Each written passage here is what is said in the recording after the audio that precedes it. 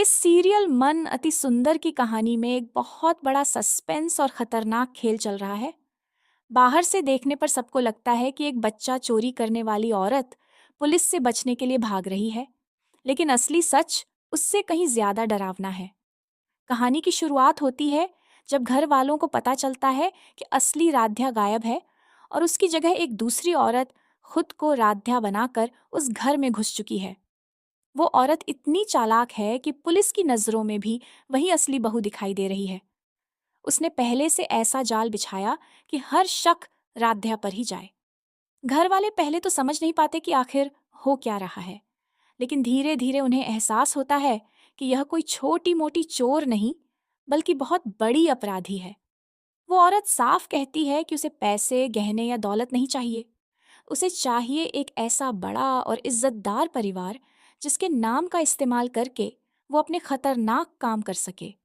सबसे डरावनी बात यह है कि उसने असली राध्या को कहीं कैद कर रखा है। घर वालों के पास उसका कोई सुराग नहीं है।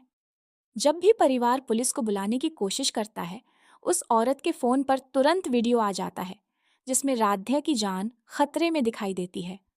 इससे साफ हो जाता है कि वो अपराधी घर के हर सदस्य पर नजर रख रही है।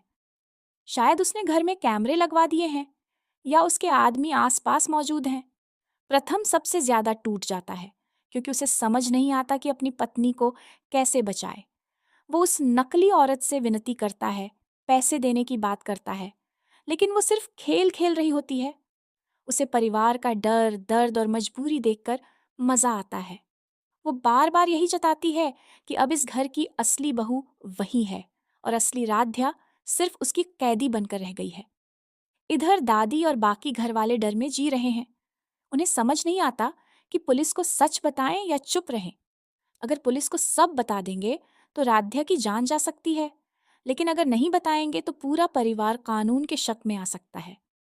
यही इस कहानी का सबसे बड़ा तनाव है। फिर कहानी में एक और बड़ा ट्विस्ट आता है।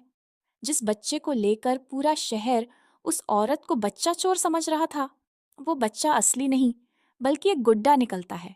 यानी मीडिया, पुलिस और लोगों को जानबूझकर गुमराह किया गया था।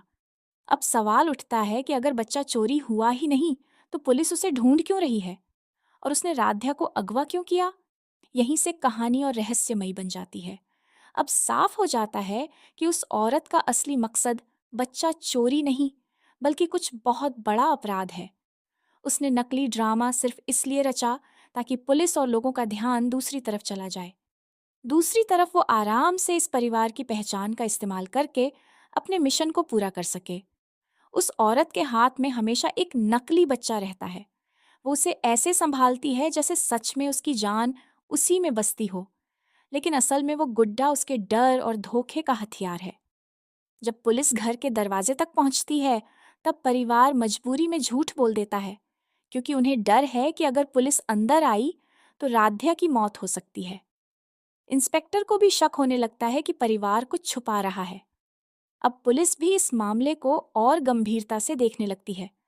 पूरी कहानी में सबसे बड़ा सवाल यही बना हुआ है कि वो औरत आखिर है कौन?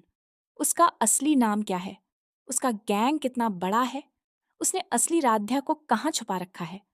और सबसे जरूरी, वो इस परिवार के नाम का इस्तेमाल करके कौन सा बड़ा अपराध करने वाली है?